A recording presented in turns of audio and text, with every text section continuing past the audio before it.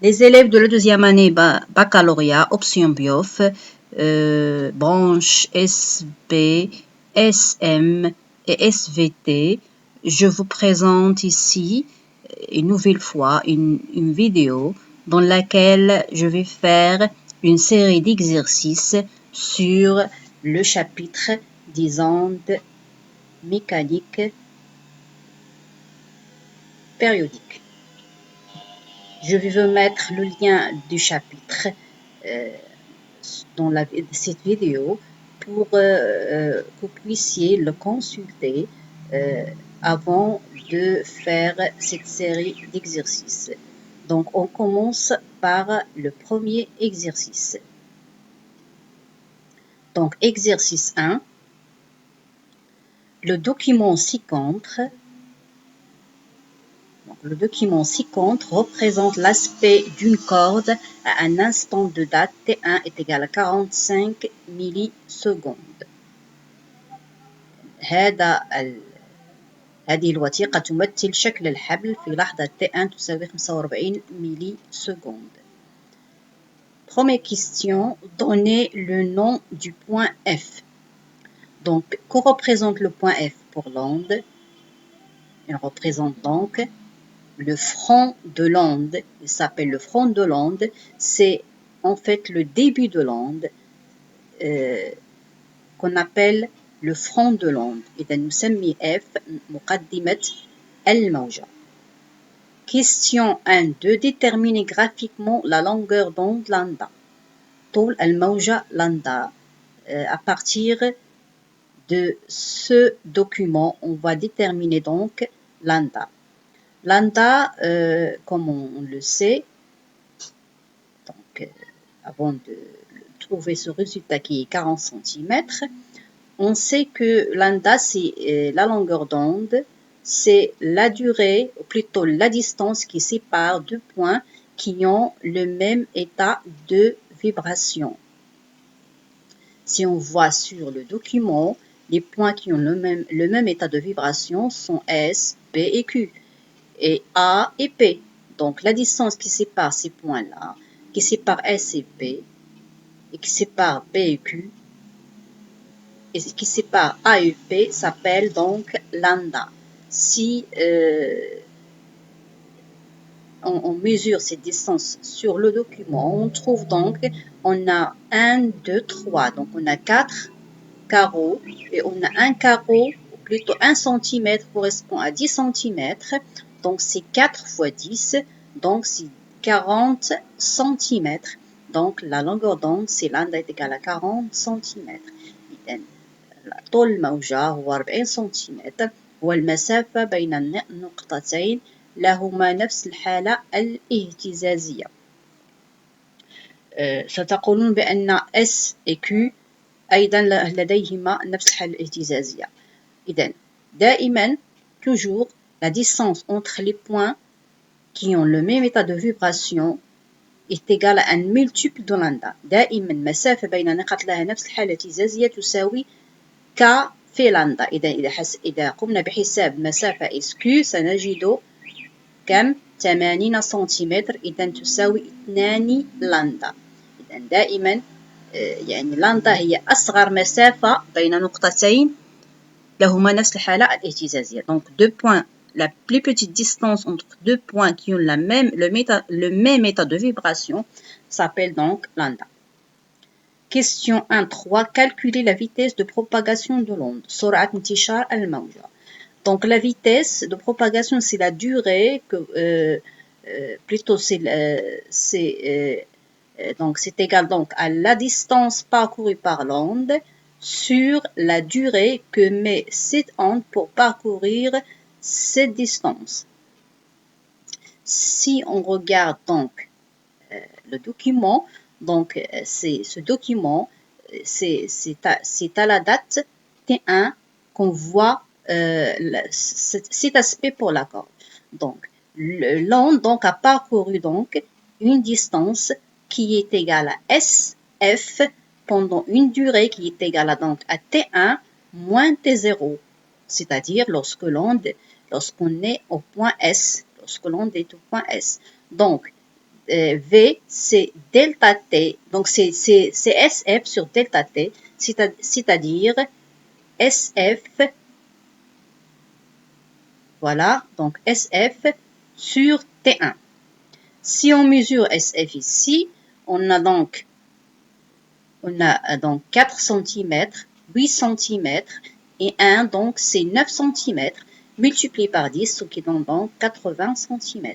Et T1, c'est 45 millisecondes. On va convertir les deux valeurs, la première SF en mètres, ça donne 90 10 moins 2, et T1 en secondes, donc c'est 45 10 moins 3.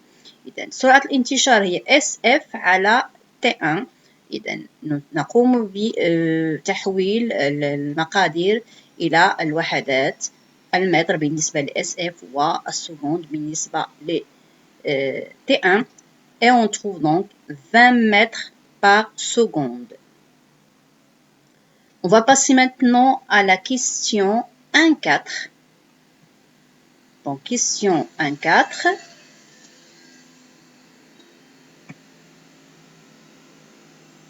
Voilà.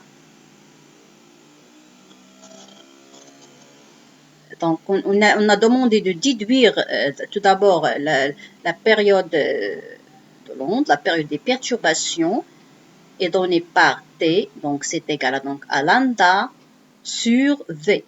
La définition, c'est toujours T est égal à lambda sur V. On a donc application numérique T. Lambda est égal à 40 10 moins 2 sur la vitesse V. V est égal à 20 mètres par seconde. Donc, on trouve donc 20 millisecondes. C'est la période de l'onde. On va passer maintenant à la question 1.4. Dans quel sens se déplace S à l'origine des dates? On va revoir donc le document pour voir ceci. On a ici, pour le point F, on voit que quand l'onde arrive à ce point-là, donc le point F, qu'est-ce qui va se passer pour le point F? Il va donc se déplacer vers le haut. Voilà. Et comme tous les points de la corde répètent le mouvement de la source S, donc tous les points font le même mouvement que S, et en particulier F. بما أن F أيضا هي من نقاط الحبل فهي أيضا تنجز نفس حركة S، وبما أن F تصعد نحو الأعلى، donc par conséquent S se déplace aussi vers le haut. أيضا S تصعد نحو الأعلى. نمر الآن إلى السؤال الثاني. Donc deuxième question, comparer le mouvement des points S et P puis celui de S et Q et justifier la réponse. Tout d'abord, on va comparer S et P. On va donc voir la distance SP. Voyons donc SP. On a SP, c'est égal à donc 1, 2, 3, 4, 5, 6. Donc c'est égal à donc 4 plus 2, c'est-à-dire c'est égal à lambda plus lambda sur 2. Et lambda plus lambda sur 2, c'est égal à donc à 3 lambda sur 2. Donc la distance SP s'écrit sous la forme 2K plus 1 lambda sur 2 avec K est égal à 1. Si on remplace ici K avec 1, on a 2 fois 1 plus 1, on va retrouver donc 3 lambda sur 2. Et quand on a la distance entre deux points d'un milieu de propagation pour l'onde périodique qui s'écrit sous cette forme-là, 2K plus 1 lambda sur 2, on dit quoi? Que les points S et P sont en opposition de phase. بما أن توصلنا إلى هذه العلاقة SP تساوي 3 لامدا sur 2 فإن S و P هما على تعاكس في الطور. Quand un point remonte, l'autre descend. Donc, ils sont en opposition de phase. On va maintenant comparer les points S et Q. Encore une autre fois, on va revoir le document. On a ici SQ. À quoi est égal SQ? Bien sûr, on a 4 plus 4, c'est 8. Donc, c'est égal à 2 fois lambda. Et quand on a cette fois-ci cette écriture, c'est-à-dire SQ est égal à K lambda, donc les deux points sont S et Q sont en phase. إذن عندما تكتب هذه المسافة بين نقطتين بهذا الشكل K لامدا، نقول بأن S و Q هما على توافق في الطول. On passe maintenant à la troisième question. Représentez sur le même système d'axes la variation des élongations des points S et A. إذا سوف نمثل استطالة النقطتين S و A على نفس المحور أو نفس المحورين. Donc on va tout d'abord représenter l'élongation de S et puis l'élongation de A.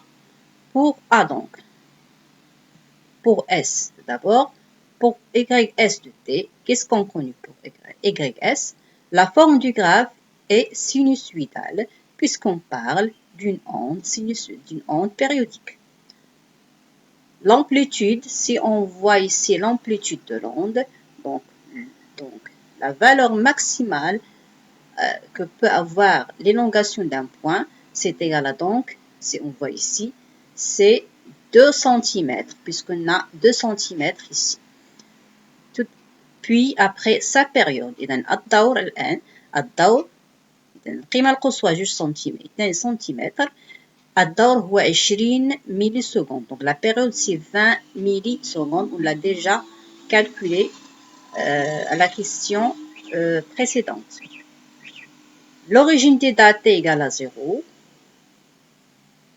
Bien sûr. Donc on a dit que quand t est égal à 0, c'est-à-dire quand on crée l'onde au point S, qu'est-ce qui se passe? Le point S se déplace vers le haut. Donc ça va nous permettre donc de savoir l'allure de la fonction YS de T. Donc maintenant passons à YA de T. Donc encore une autre fois le document. Le point A reprend le même mouvement que celui de S. Si on voit ici A, elle reprend le même mouvement que celui de S, puisque tous les points de la corde reprennent ou répètent le mouvement de S. Avec le retard suivant tau, quel est le retard avec lequel A répète le mouvement de S? Donc c'est tau est égal à donc à SA, c'est-à-dire la distance SA sur la vitesse V, qui est égal à donc à SA, c'est 20, ici on a 10 plus 10 c'est 20, sur la vitesse qui est égale à 20, ce qui donne donc, on convertit ici en mètres, on trouve donc 10 millisecondes. On connaît le décalage qu'il y a entre les deux courbes, le YS de T et YA de T, c'est 10 millisecondes. إذن النقطة A تعيد حركة النقطة S بتأخر زمني يساوي 10 millisecondes. Et voilà donc la représentation des élongations de S et de A. Voilà donc le décalage entre les deux élongations, c'est 10 millisecondes. Voilà, donc on va passer maintenant à l'exercice 2. Donc, sur la surface de l'eau contenue dans une cuve à onde, on crée à l'instant T0 est égal à 0 une onde progressive sinusoïdale de fréquence n est égale à 50 Hz en un point S à l'aide d'une pointe liée à un vibreur. نقوم بإحداث موجة متوالية جيبية ترددها 50 هرتز في النقطة S بواسطة هزاز. Qu'est-ce qui va se passer? Elle se propage alors sans amortissement et sans réflexion avec une vitesse constante. سرعة انتشار الموجة هي سرعة يعني ثابتة. Le document ci-dessous représente une section de la surface de l'eau suivant un plan vertical passant par le point S à l'instant T1. La distance entre les points A et B, et AB est égale à 3 cm, et l'amplitude constante de l'onde est de 4 mm. Donc, question 1. L'onde est-elle longitudinale, transversale, circulaire, rectiligne? Donc, l'onde est transversale, car la direction de perturbation est perpendiculaire à la direction de propagation. Elle est circulaire, car la source est ponctuelle. Voilà le schéma qui montre le fait que l'onde est transversale. إذا الموجة مستعرضة لأن اتجاه التشويه متعامد مع اتجاه الانتشار، وهي يعني موجة دائرية لأن المنبع هو منبع نقطي.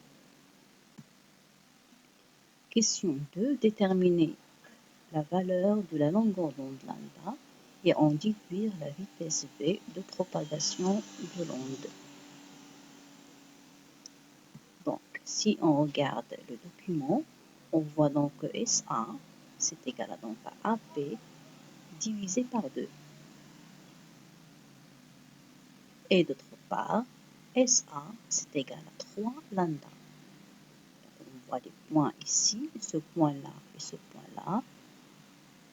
Donc, cette distance-là, c'est lambda.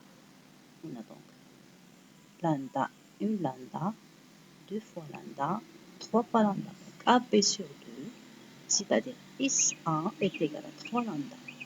Par conséquent, lambda, c'est égal à AP sur 6.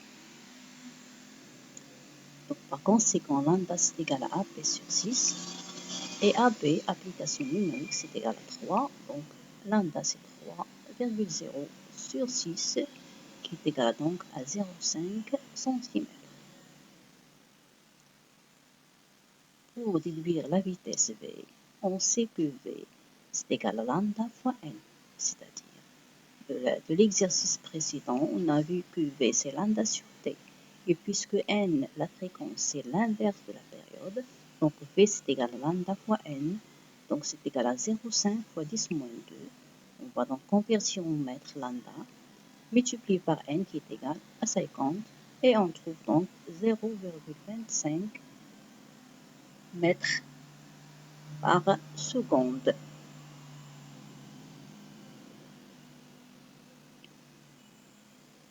Voilà, donc passons maintenant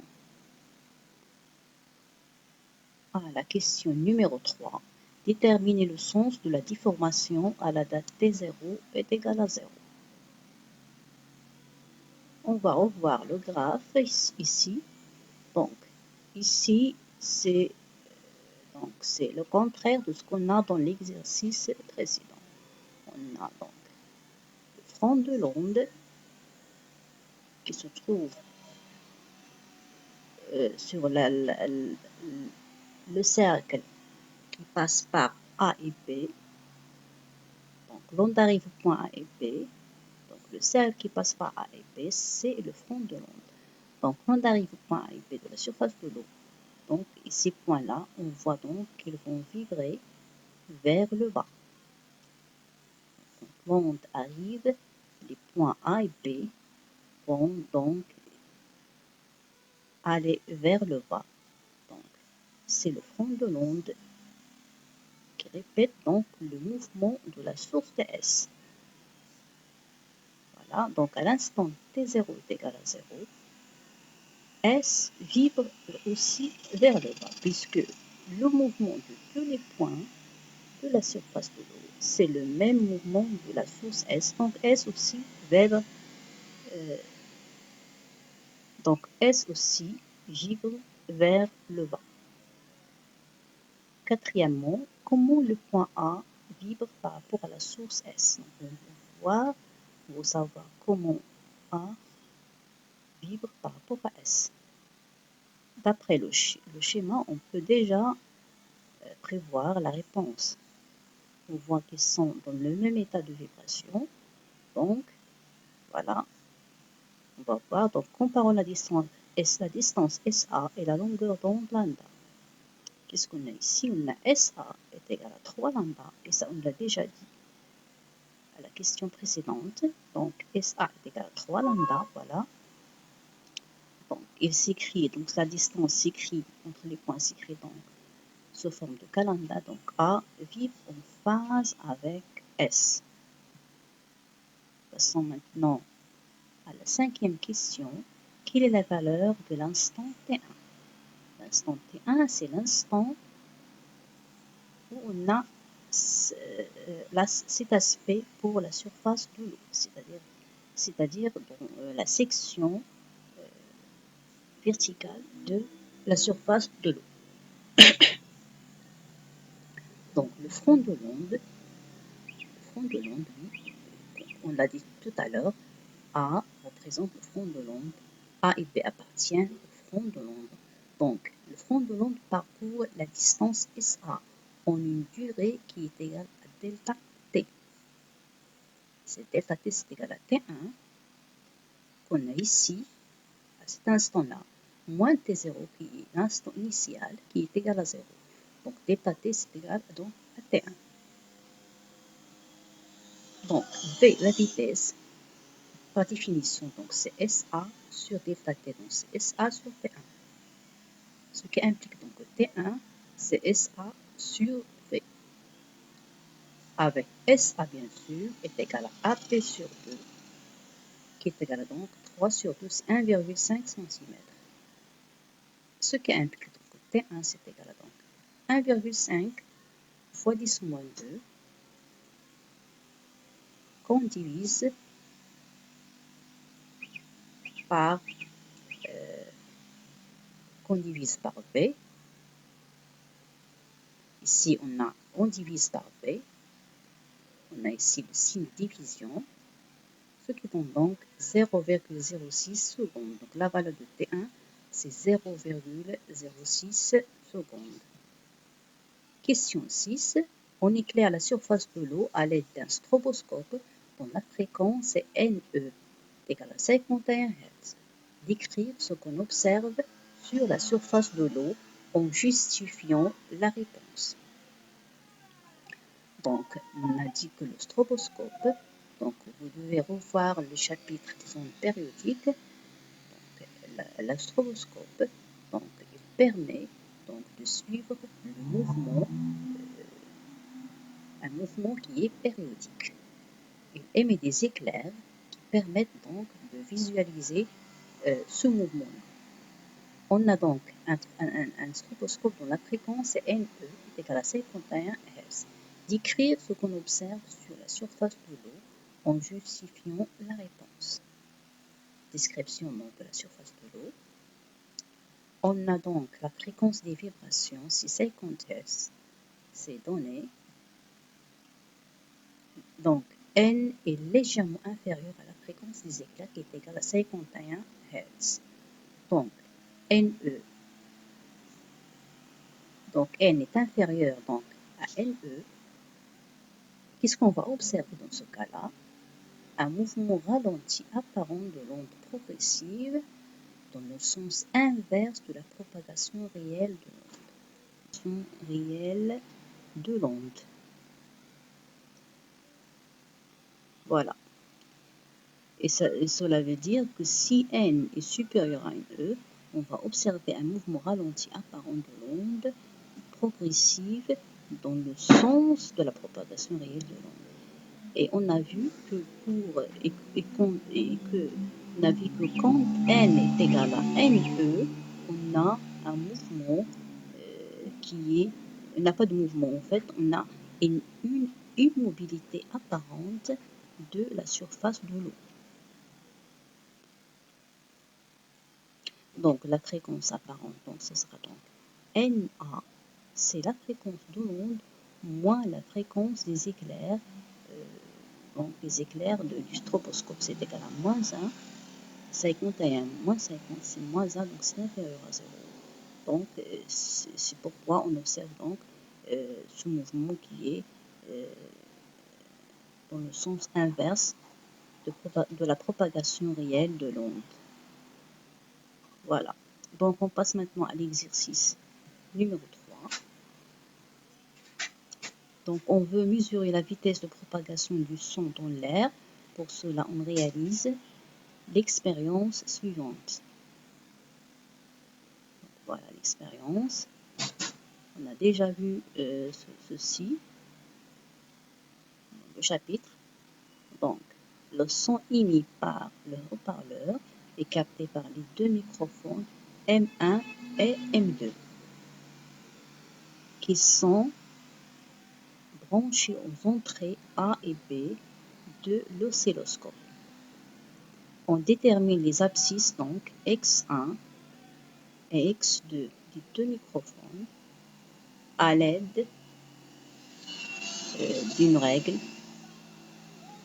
c'est-à-dire sur un axe confondu avec la règle graduée. La première question, c'est de déterminer la fréquence du son. Pour cela, on doit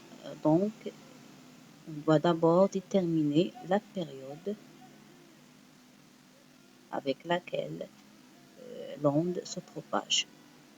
Si on observe donc l'oscilloscope, l'écran de l'oscilloscope, on voit donc une période correspond donc à 1. On va compter d'ici jusqu'à là. Donc 1, 2, 3, 4, 5. On a 5 périodes, 5 divisions correspondent donc à la période. Et en utilisant donc la sensibilité horizontale qui est donnée par, donc on a 5, on va multiplier par la sensibilité horizontale, c'est-à-dire 0,1 millisecondes par division. Donc c'est 5 fois 0,1, c'est 0,5 millisecondes. La fréquence n, c'est l'inverse de la période. Donc c'est 1 sur t, c'est égal à donc 1 sur 0,5 fois 10 moins 3, ça donne 2 kHz. Question 2, on fixe le microphone M1 à l'abscisse X1 est égal à 0. Et on déplace le microphone M2 le long de la règle. Voilà. Donc, on va fixer donc, le microphone ici à l'abscisse X1 est égal à 0. Et on va déplacer le microphone M2 le long de la règle. Le tableau ci-dessous va donner les valeurs de l'abscisse X2 de M2. Voilà les valeurs qu'on obtient quand les deux signaux apparaissent en phase sur l'écran. Quand on a les deux signaux ici sont en phase, on va donc mesurer l'abscisse de M2 et on trouve donc les valeurs suivantes. Pour chaque mesure, on a 5 mesures, donc 17, 34, 51, 68 et 85. On voit ici qu'il y a un pas de 17 entre les différentes valeurs de X2. À chaque fois, on ajoute 17. Donc, on a dit tout à l'heure que pour avoir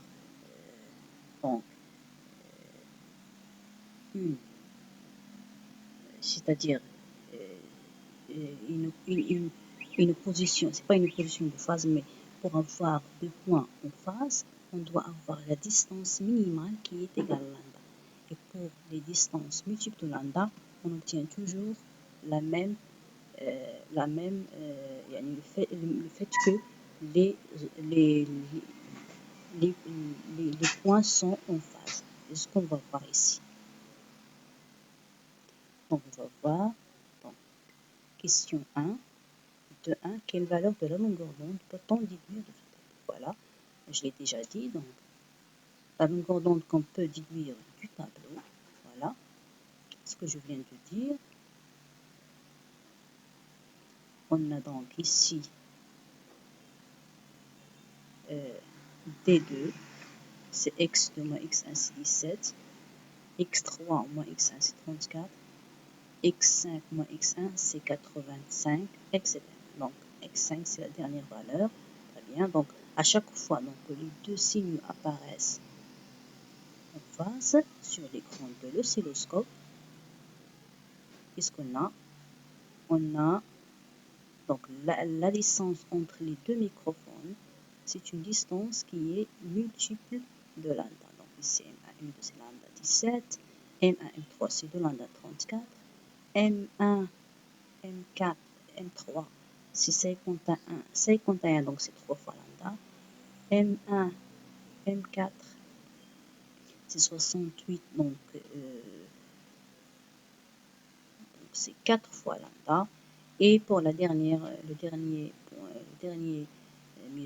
mesure, donc on a X2, M2, M5, on a 85, donc c'est 5 fois lambda. En général, la distance obéit donc à cette écriture, donc DI est égal à M1MI est égal à K lambda avec K compris entre 1 et 5. Très bien. Donc, qu'est-ce qu'on peut déduire donc? Que lambda c'est égal à combien? Donc, lambda c'est égal à 17 cm. Question 2.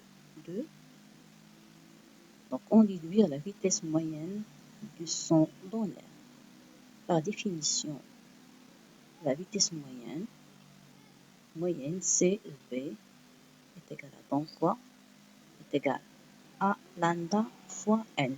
Lambda sur D, c'est lambda fois n. Donc, on va remplacer lambda par sa valeur qu'on vient d'obtenir, 17, qu'on va convertir, donc 17 cm converti en mètres, c'est 0,17 fois 2 kHz. Donc, on va convertir en mètres, c'est ça le 3. Donc, la vitesse du son qu'on cherche depuis le début de l'exercice, c'est égal à 340 mètres par seconde.